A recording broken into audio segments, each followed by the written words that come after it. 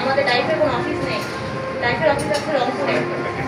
তো আজকে তাদেরই প্রতিনিধি হিসেবে, যেহেতু আমাদের একই মন্ত্রণালয় অন্তর্ভুক্ত, মালিক প্রতিনিধি, শ্রমিক প্রতিনিধি এবং অন্যান্য শ্রমিক ইউনিয়নের সভাপতি সদস্যবৃন্দ সবাইকে জানাচ্ছি আন্তরিক শুভেচ্ছা এবং সালাম। আমি doctor Afroza Khatun, medical officer, শ্রম কল্যাণ কেন্দ্র রাজধানী। আজকে মে দিবস এমনি হয় না। আসলে অধিকার আগে জানতে হবে যে আমার অধিকার কি, তারপর সেই অধিকার বাস্তবায়নের জন্য নিজেকে এক পা হলেও আগাতে হবে। আজকের দিবস আমাদেরকে সেটাই স্মরণ করিয়ে দেয়।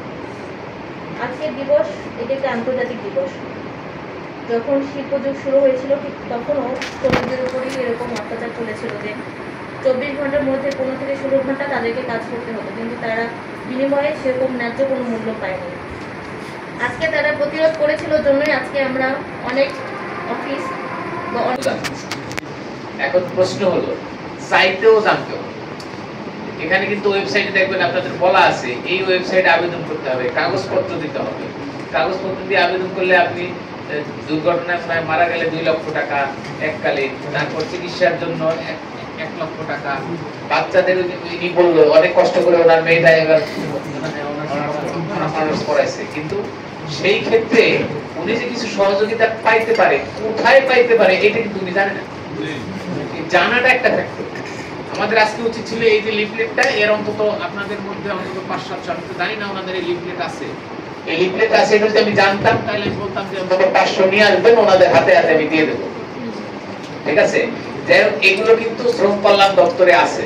আপনারা এটা এই একটা লিফলেট পড়লে আপনি বুঝতে পারবেন আপনার কি কি সহযোগিতা সরকার করে আছে। আমরা অনুরোধ করব শ্রম কল্যাণ দপ্তরকে তাদের ওখানে কিছু লিফলেট রাখবেন, আপনারা যাবেন। বুঝছি কি একটা সোজা বাংলায় বলি, আপনাদের সাথে ওই আন্তর্জাতিক কথা বলে আইএলওর কথা বলে লাভ হবে না। না চাইলে মায়ও নাকি খাবার দেয় না বাচ্চারে, এইটুকু বুঝতে পারতে হবে।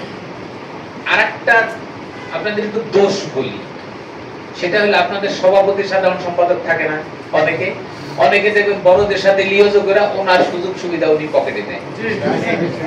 বাকি যে আছে ওনার সংগঠন যে 200-300 সদস্য, 500 সদস্য তার কোনো খবরই রাখে না। ওনার বাড়িখানা 2 তলা হয়,